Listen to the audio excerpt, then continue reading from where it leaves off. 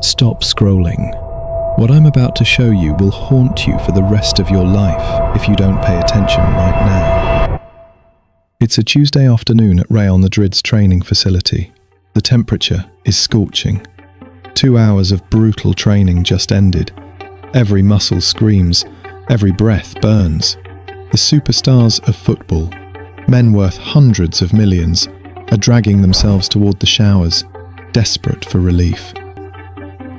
But then something happens that makes their blood run cold. While Benzema, Modric and Ramos stumble toward comfort, one man walks in the complete opposite direction. His face is carved from stone. His eyes burn with something that doesn't look human. The other players stop talking. They stop laughing. They just stare. Because they know where Cristiano Ronaldo is going. And what happens next doesn't just shock them. It terrifies them so deeply that some of them will never speak about it publicly. What they witness in the next 60 seconds reveals the horrifying truth about what separates legends from everyone else. This isn't just about ice baths. This is about the moment when million-dollar athletes realized they weren't just playing with a great footballer. They were watching a man who had literally rewired his brain to crave what normal humans run from. A man who turned agony into ecstasy, torture into triumph, and fear into pure, unstoppable power. What Ronaldo does next will make you question everything you think you know about success, pain, and what it really takes to become legendary. And by the end of this story, you'll understand why his teammates' terror was the exact moment they realized they were witnessing greatness that most people will never, ever understand. But here's the warning. Once you see what I'm about to show you, you can never unsee it, and you'll never be able to make excuses for mediocrity again. The first time it happened, nobody thought much of it. Recovery ice baths were becoming more common in professional football. Sports science was evolving. Players were starting to understand the benefits of cold therapy for muscle recovery and inflammation reduction. So when Ronaldo installed a state-of-the-art ice bath system in Real Madrid's training facility, his teammates figured it was just another piece of expensive equipment that the Portuguese superstar was experimenting with. They were wrong. Dead wrong. It was Sergio Ramos who first noticed something wasn't right. Ramos, the captain, the warrior, the man who had never backed down from a fight in his entire career, was walking past the recovery room when he heard something that made him stop in his tracks. It wasn't the sound of water or the hum of machinery. It was silence. Complete, eerie silence. He pushed open the door and saw something that would haunt him for weeks. There was Ronaldo, sitting in a bath filled with ice water so cold that steam was rising from the surface. But that wasn't the shocking part. The shocking part was his face. Completely calm, eyes closed, breathing steady, like he was meditating in a warm jacuzzi instead of sitting in what was essentially liquid torture. Ramos checked his watch. Ronaldo had been in there for 15 minutes.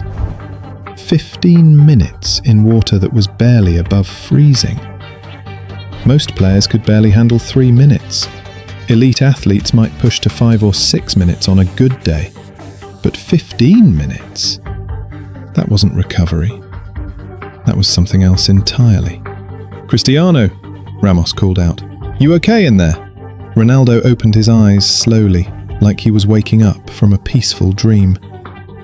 "Perfect," he said.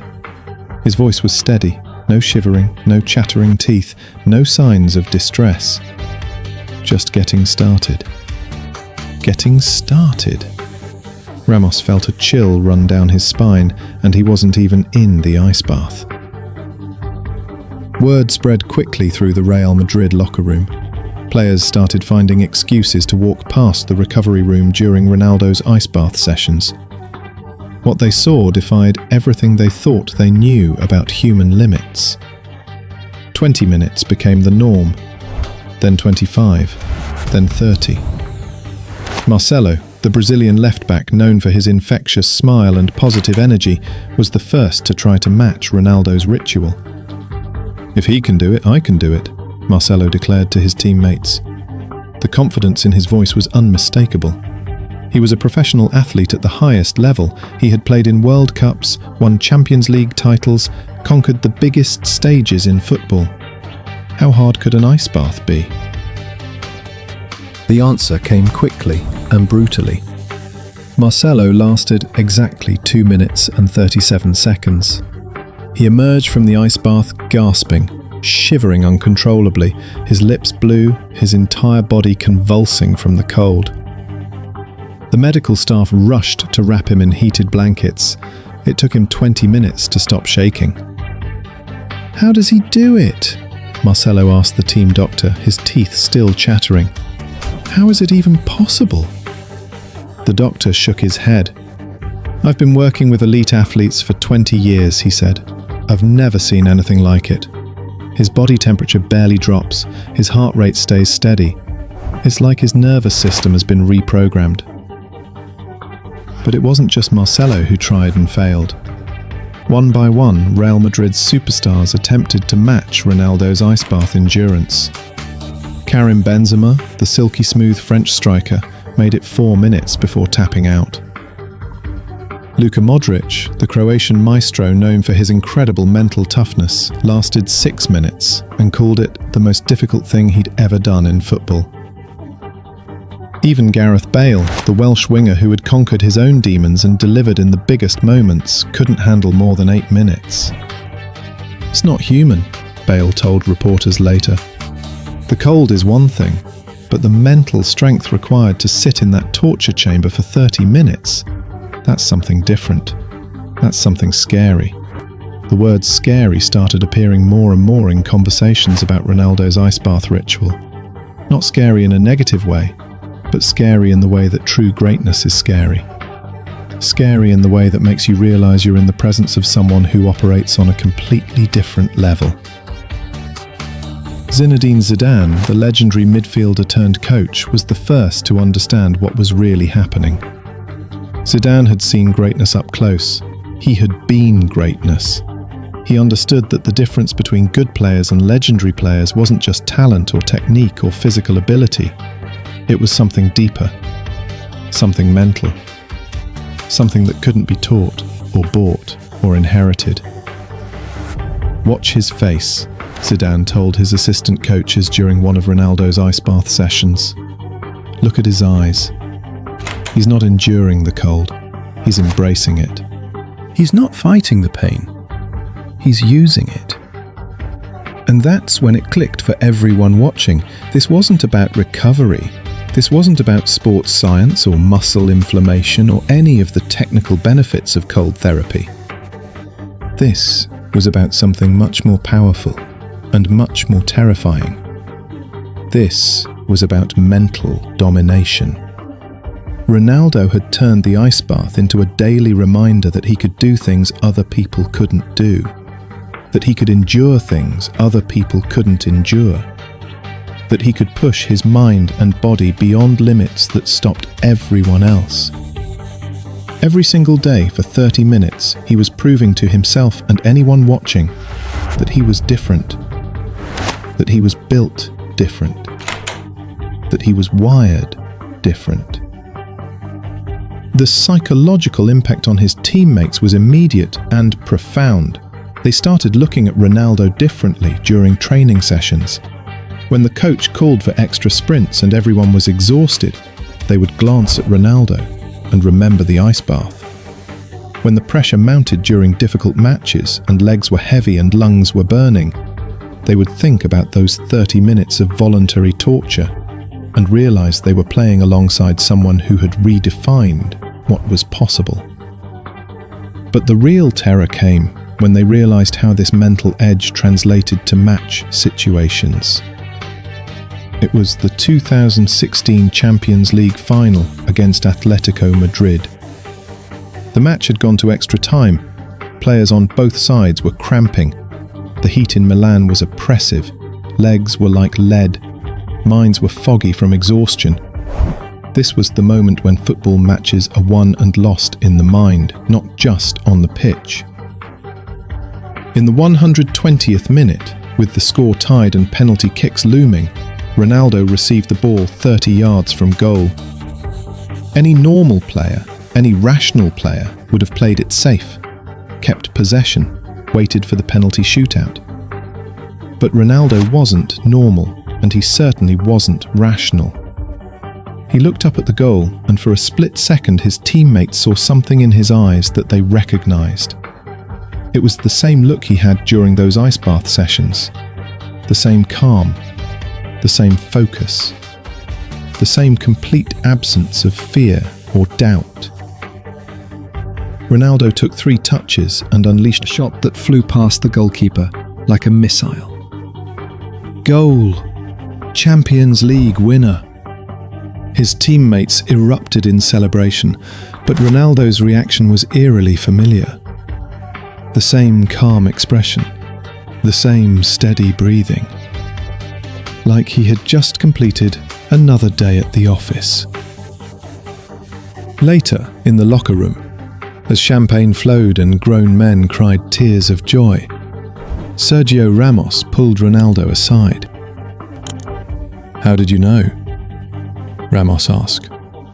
"How did you know you could make that shot in that moment?"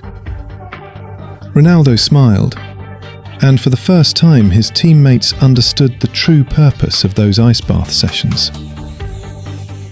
"Every day for 2 years," Ronaldo said.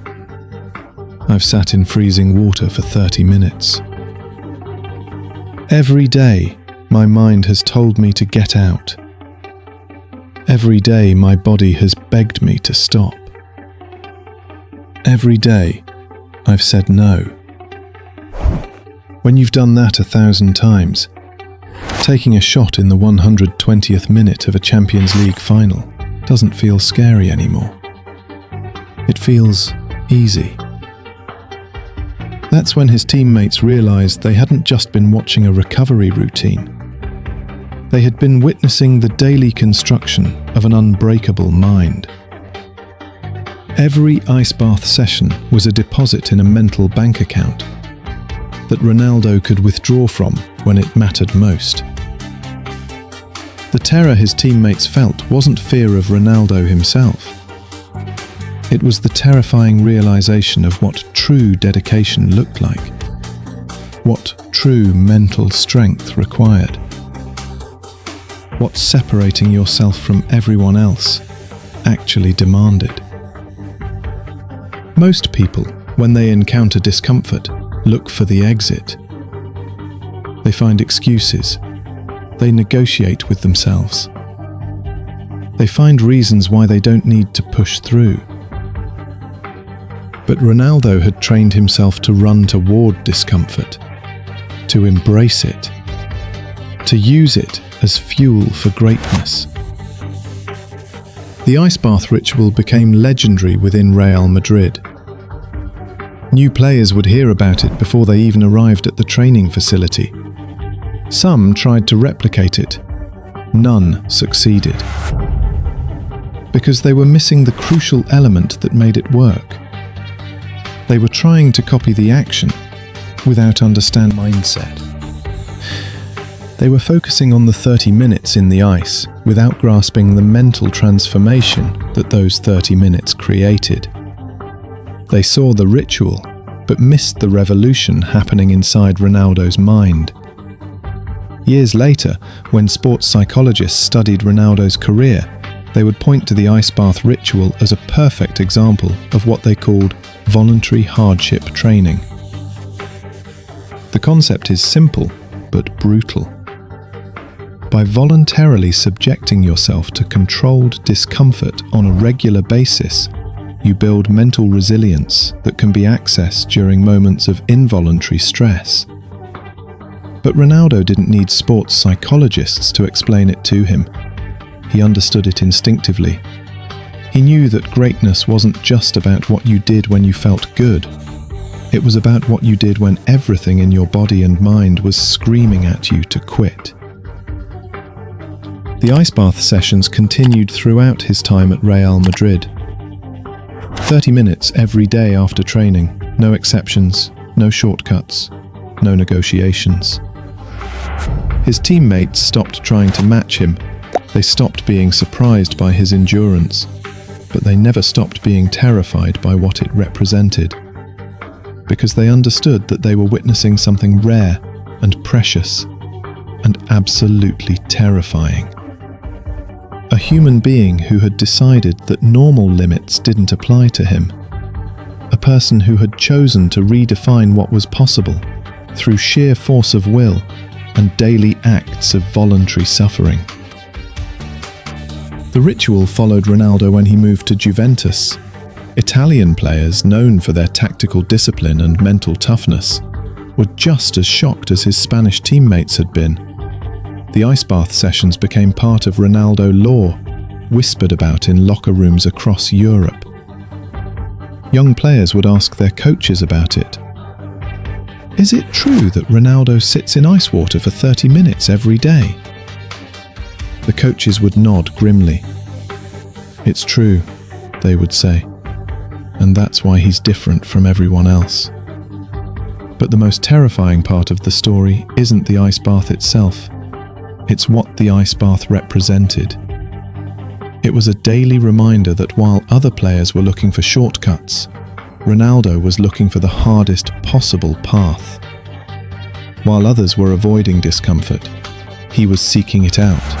Being terrified by someone else's dedication is the first step toward finding your own. The ice bath is empty now. The training facility has moved on. New players have come and gone, but the legend remains. The story of a man who turned 30 minutes of daily torture into a lifetime of extraordinary achievement. And somewhere, in training facilities around the world, young players are hearing this story and asking themselves a terrifying question. What am I willing to endure to become great? The answer to that question will determine everything.